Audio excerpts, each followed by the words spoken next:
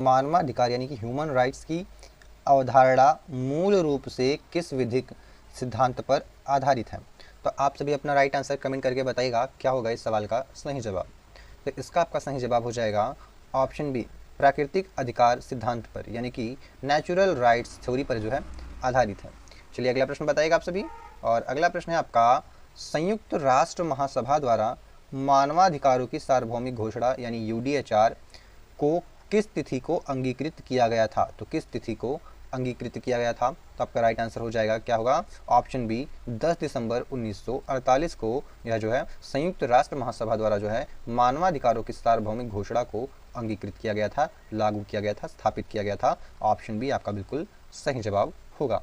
अगला प्रश्न देखिएगा आप सभी का, मानवाधिकारों की सार्वभौमिक घोषणा का प्रारूप तैयार करने वाली संयुक्त राष्ट्र समिति की अध्यक्ष कौन थी? तो आप सभी बताइए कि जो मानवाधिकारों की सार्वभौमिक घोषणा है इसका प्रारूप तैयार करने वाली संयुक्त राष्ट्र समिति की जो अध्यक्ष थी वह कौन थी? यानी कि वह एक महिला रही होंगी, तो वह कौन सी महिला थी? तो आपका राइट आंसर कमेंट करके बताइएगा क्या होगा राइट आंसर। तो बिल्कुल राइट आंसर हो जाएगा एलिनोर रूजवेल्ट। क्या होगा? Eleanor Roosevelt. ऑप्शन बी आपका बिल्कुल ही राइट आंसर हो जाएगा। नेक्स्ट क्वेश्चन देखिएगा आप सभी, मानवाधिकारों की, ध्यान दीजिएगा, मानवाधिकारों की सार्वभौमिक घोषणा में कुल कितने अनुच्छेद शामिल हैं? तो अनुच्छेदों की संख्या कितनी है इसमें मानवाधिकारों की सार्वभौमिक घोषणा में? तो इसमें कुल 30 अनुच्छेद हैं। कितने हैं? 30 आर्टिकल्स हैं, यानी ऑप्शन बी आपका बिल्कुल राइट आंसर हो जाएगा।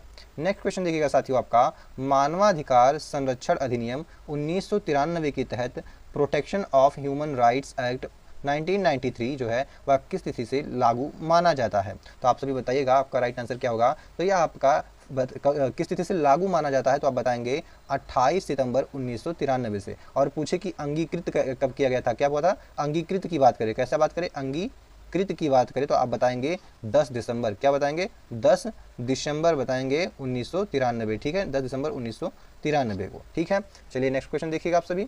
नेक्स्ट क्वेश्चन होगा आपका, मानवाधिकार संरक्षण अधिनियम 1993 की किस धारा के अंतर्गत राष्ट्रीय मानवाधिकार आयोग के गठन का प्रावधान है? तो राष्ट्रीय मानवाधिकार आयोग के गठन का प्रावधान है तो किस धारा में है? तो आपका राइट आंसर होगा वह हो जाएगा धारा 3 के तहत। किसके तहत? धारा 3 के तहत जो है। अगला प्रश्न देखिएगा आप सभी, क्या है? वर्ष 2019 में हुए संशोधन के पश्चात राष्ट्रीय मानवाधिकार आयोग का अध्यक्ष बनने के लिए कौन पात्र है? तो आप सभी का राइट आंसर क्या हो जाएगा? तो आपका जो बिल्कुल राइट आंसर होगा साथी वो होगा भारत का सेवानिवृत्त मुख्य न्यायाधीश या उच्चतम न्यायालय का कोई सेवानिवृत्त न्यायाधीश जो है इसके लिए पात्र होता है। अगला प्रश्न देखिएगा आप सभी, क्या है कि राष्ट्रीय मानवाधिकार आयोग के अध्यक्ष और सदस्यों की नियुक्ति हेतु गठित सिफारिश समिति का अध्यक्ष कौन होता है? तो आप सभी का राइट आंसर क्या होगा? तो गठित क्या है? सिफारिश समिति का जो अध्यक्ष होता है साथियों वह कौन होता है? तो बिल्कुल राइट आंसर हो जाएगा भारत का प्रधानमंत्री होगा। कौन होगा? भारत का प्रधानमंत्री। ऑप्शन सी बिल्कुल ही सही जवाब होगा।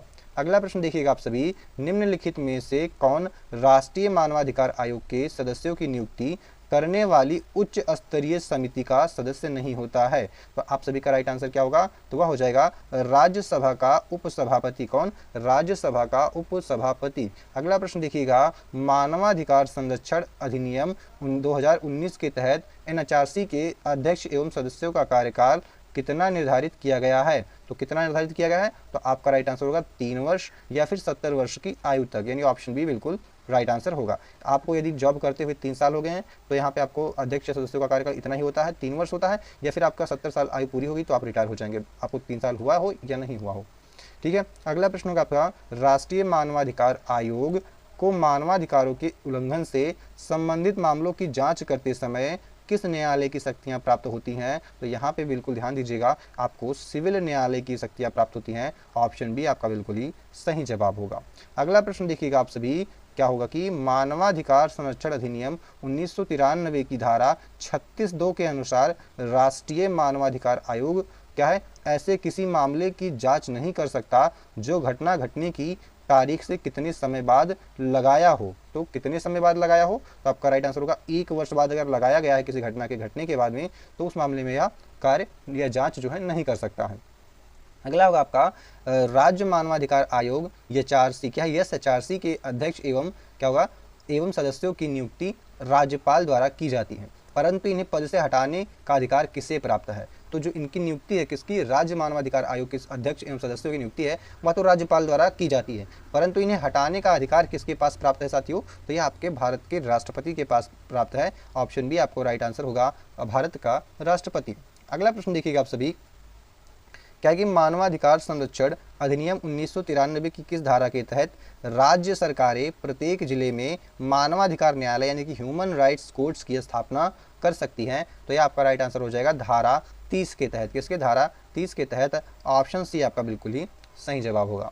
अगला प्रश्न देखिएगा आप सभी, मानवाधिकार न्यायालय में मामलों का संचालन करने के लिए, ठीक है, राज्य सरकार द्वारा नियुक्त विशेष लोक अभियोजक क्या स्पेशल पब्लिक प्रोसिक्यूटर को न्यूनतम कितने वर्षों का वकालत का अनुभव होना अनिवार्य है साथियों, तो आपका राइट आंसर हो जाएगा न्यूनतम 7 वर्षों का जो वकालत का अनुभव होना अनिवार्य है। ठीक है, अगला प्रश्न देखिएगा आप सभी, उत्तर प्रदेश क्या है, उत्तर प्रदेश राज्य मानवाधिकार आयोग का गठन किस वर्ष किया गया था, तो साथियों उत्तर प्रदेश राज्य मानवाधिकार आयोग का गठन जो है आपका यह वर्ष 2002 में किया गया था। कब, वर्ष 2002 में किया गया था। ऑप्शन सी आपका बिल्कुल ही सही जवाब होगा। नेक्स्ट क्वेश्चन आप सभी देखिएगा साथियों, ऑप्शंस नहीं दिख रहे हैं तो कोई बात नहीं, मैं आपको सही ऑप्शंस बताऊंगा। ठीक है, अगला है आपका, भारतीय संविधान का कौन सा अनुच्छेद गिरफ्तारी और निरोध के संरक्षण प्रदान करता है तथा बंदी को 24 घंटे के भीतर मजिस्ट्रेट के समक्ष पेश करने का अधिकार देता है, तो आप सभी बताएंगे अनुच्छेद 22 आपका हो जाएगा राइट आंसर। ऑप्शन सी बिल्कुल सही जवाब होगा, आर्टिकल क्या होगा, आर्टिकल 22। ठीक है, चलिए नेक्स्ट क्वेश्चन देखिएगा आप सभी, जो कि है आपका, ध्यान दीजिएगा, उच्चतम न्यायालय द्वारा डी के बसु बनाम पश्चिम बंगाल राज्य 1997 बाद दिए गए दिशा निर्देश मुख्य रूप से किससे संबंधित हैं, तो मुख्य रूप किससे संबंधित हैं, तो आप बताएंगे गिरफ्तारी, हिरासत और कस्टोडियल हिंसा के नियमों से संबंधित है।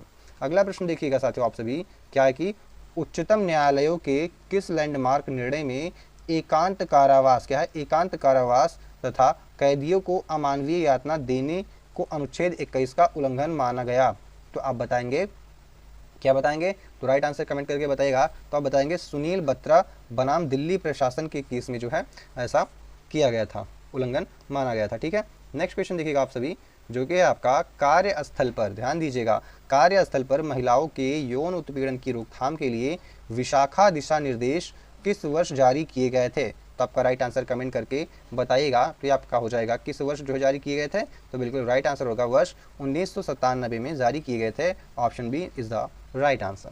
नेक्स्ट क्वेश्चन आप सभी देखिएगा साथियों, भारतीय संविधान का कौन सा अनुच्छेद बाल श्रम यानी कि 14 वर्ष से कम आयु के बच्चों को कारखानों या जोखिम भरे कार्यों में नियोजन का जो है पूर्ण प्रतिषेध करता है, तो आपका राइट आंसर क्या हो जाएगा, यह हो जाएगा आपका आर्टिकल 24 जो है ऐसा करता है। कौन, आर्टिकल 24। ऑप्शन बी बिल्कुल ही सही जवाब होगा। अगला प्रश्न आप सभी देखिएगा, राष्ट्रीय बाल अधिकार संरक्षण आयोग का गठन जो है वह किस अधिनियम के अंतर्गत किया गया था, तो किस अधिनियम के अंतर्गत किया गया था, तो आपका राइट आंसर हो जाएगा बाल, क्या होगा, बाल अधिकार संरक्षण अधिनियम 2005। आपका ऑप्शन ए बिल्कुल राइट आंसर होगा, बाल अधिकार संरक्षण अधिनियम संरक्षण आयोग अधिनियम 2005 के अंतर्गत ऐसा किया गया था। अगला आपका, ध्यान दीजिएगा, अनुसूचित जाति एवं जनजाति अत्याचार निवारण अधिनियम जो है 1989 की स्थिति से प्रभाव में आया था, तो 1989 का जो है प्रावधान था वह किस तिथि से जो है प्रभाव में आया था, तो आपका राइट आंसर हो जाएगा या 30 जनवरी 1990, क्या 30 जनवरी 1990 से जो है प्रावधान में आया था। लेकिन यह जो है अधिनियम कब आया था, तो यह आपका 1989 में किया गया था। अगला प्रश्न देखिएगा आप सभी, जो कि होगा आपका, याद रखिएगा, अंतर्राष्ट्रीय मानवाधिकार दिवस प्रत्येक वर्ष किस तिथि को मनाया जाता है, तो अंतर्राष्ट्रीय मानवाधिकार दिवस प्रत्येक वर्ष किस तिथि को मनाया जाता है, तो आपका राइट आंसर हो जाएगा सी, ऑप्शन सी 10 दिसंबर को। ठीक है, 10 दिसंबर आपका बिल्कुल सही जवाब होगा।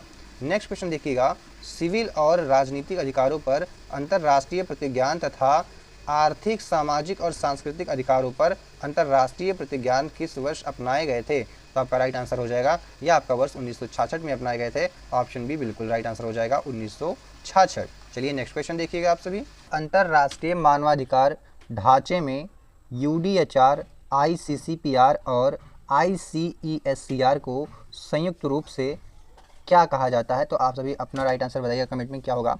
तो इसका जो राइट आंसर हो जाएगा साथियों वह हो जाएगा अंतर्राष्ट्रीय मानवाधिकार बिल। ऑप्शन बी आपका जो बिल्कुल राइट आंसर हो जाएगा, बिल्कुल सही जवाब होगा। अगला प्रश्न आप सभी देखिएगा, राष्ट्रीय मानवाधिकार आयोग एनएचआरसी के प्रथम अध्यक्ष कौन थे साथियों? तो राष्ट्रीय मानवाधिकार के जो प्रथम अध्यक्ष थे हमारे, वह न्यायमूर्ति कौन थे? न्यायमूर्ति रंगनाथ मिश्र थे। कौन थे? न्यायमूर्ति रंगनाथ मिश्र जी थे। अगला प्रश्न आप सभी देखिएगा कि निम्नलिखित में से कौन सी संस्था एक गैर सरकारी अंतर्राष्ट्रीय संगठन है जो पूर्ण विश्व, क्या है, पूर्ण या संपूर्ण विश्व में मानवाधिकारों के संरक्षण के लिए कार्य करती है? तो आपका राइट आंसर क्या होगा? तो वह हो जाएगा, क्या होगा, एमनेस्टी इंटरनेशनल। क्या होगा? Amnesty international. ऑप्शन बी आपका बिल्कुल सही जवाब होगा।